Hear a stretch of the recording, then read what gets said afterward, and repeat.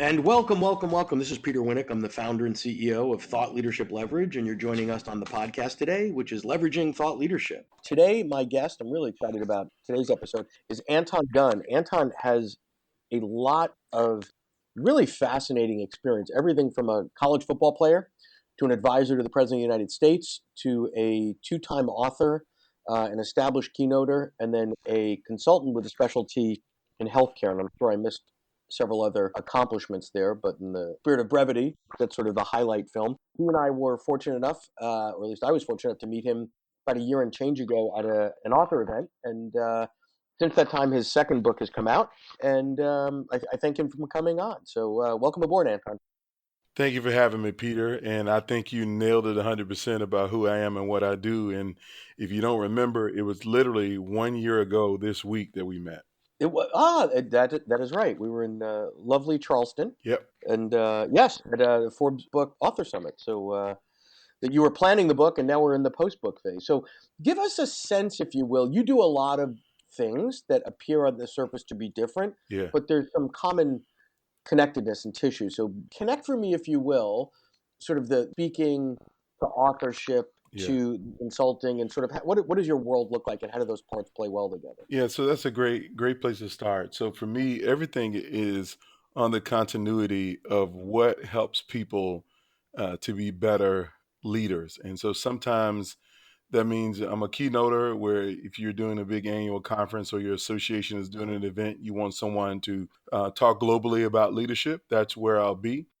Secondarily, if you have a challenge in your company or organization or your hospital or your health system and you're trying to figure out how to put your succession plan in place, or you're trying to figure out how to build a better leadership culture, I'll work with you on an ongoing basis to build that culture.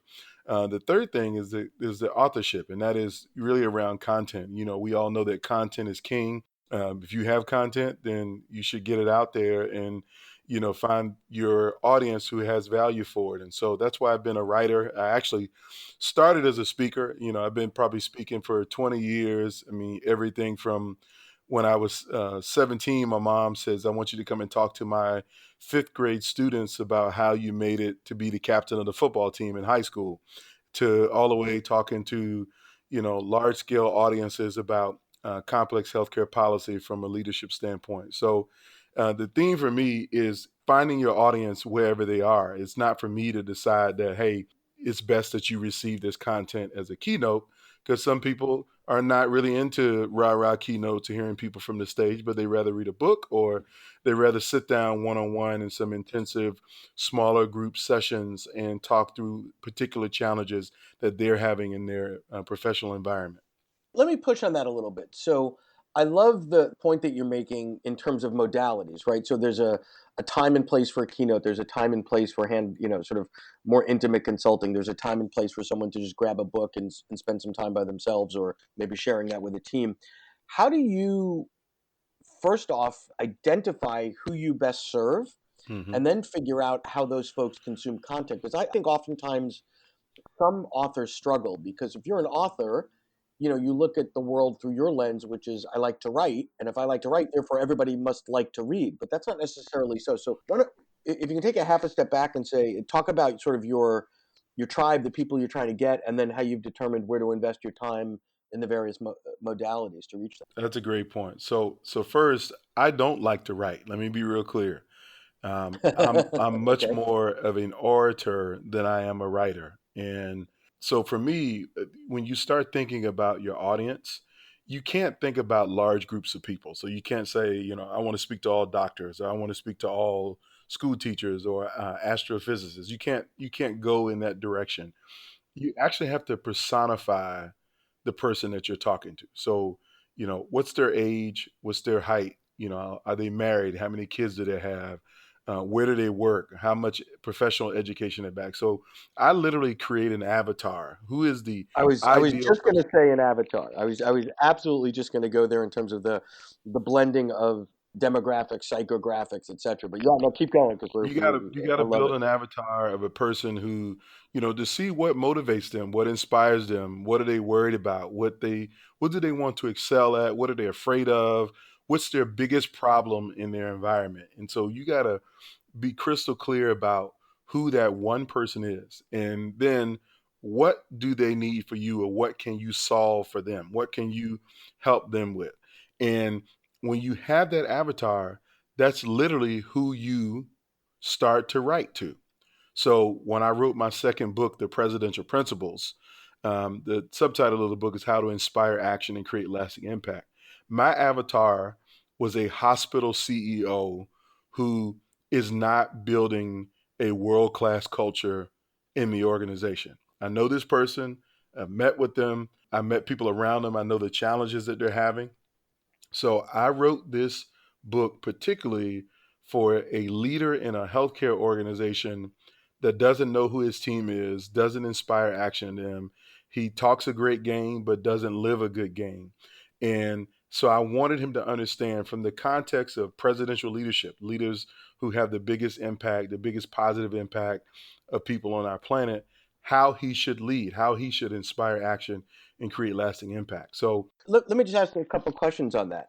So by having that really, really almost granularity to the definition of the avatar, as you're writing and creating, it serves as, I would imagine, I guess a question, that it serves as more of the filter of what would that individual like? Do they need more data? Do they want more storytelling? Do I, how do I make it relevant to them? And I would imagine that shapes and guides your writing.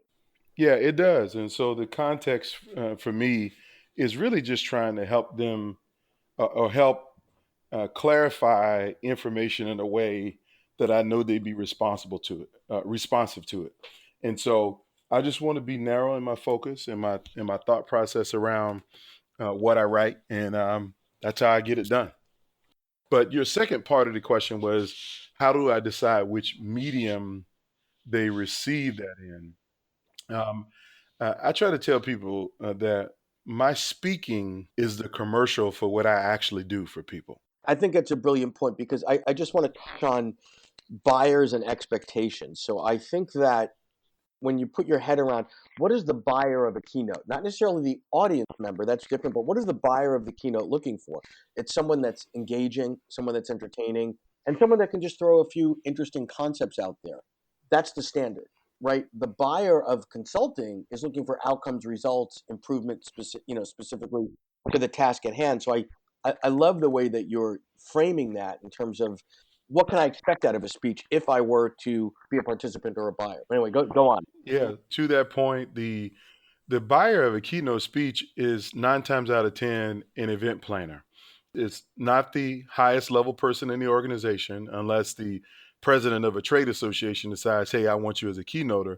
So they're looking to make sure someone is entertaining, dynamic, that they deliver content from the stage, and that the audience will find value in. Because the bottom line, an event planner wants to have a great event. They want butts in seats. They want people to attend. They want people to pre-register, and they want people to evaluate the conference and say, this is the best conference that I've been to in my life.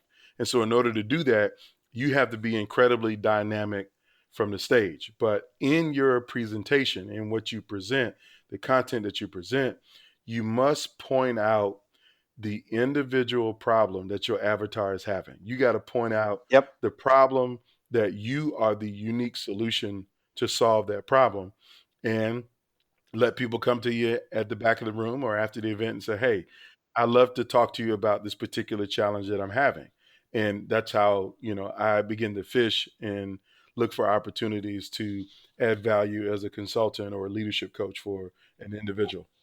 So give me an example of how you do that because broadly speaking, you're a leadership guy, but when it comes down to your niche, it's in healthcare and hospital leadership, which is a very specific subset.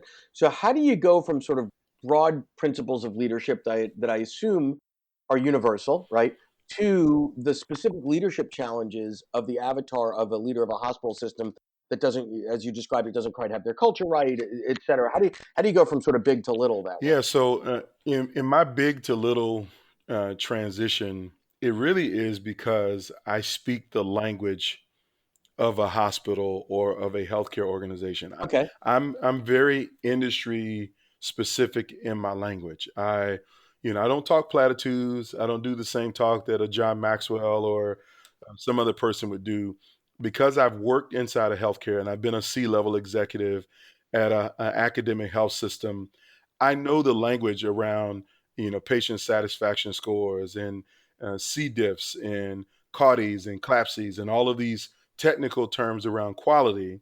Which, by the way, is a huge differentiator because there might be other folks out there that have bigger brands or bigger names or whatever in the, broadly speaking, leadership space. Yes. But where you're going to win the battle is, you can go toe to toe with them in terms of, I don't want to call it jargon, that sounds Yeah. disrespectful, but the, the industry language and the challenges and the, patient sat score, all that stuff, Yeah.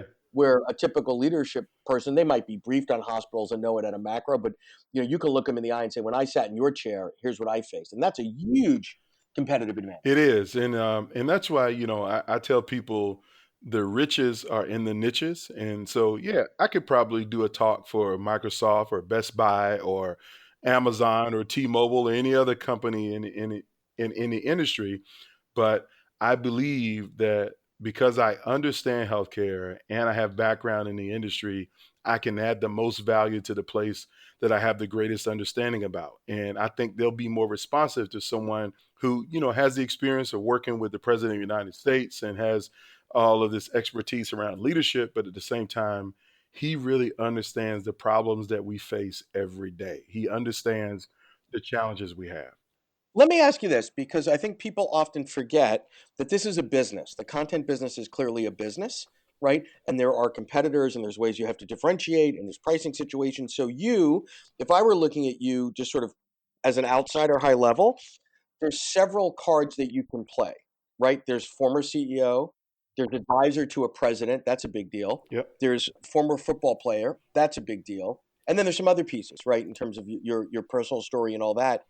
Was it an experiment? How did you sort of land on where you've landed now, which is obviously working quite well, is to play the CEO card larger than the advisor to a president's card, or when to sort of sort of use what in order to have a sustainable business that's got a competitive advantage over others in the space. Yeah, well, I think the key to this is finding your uniqueness.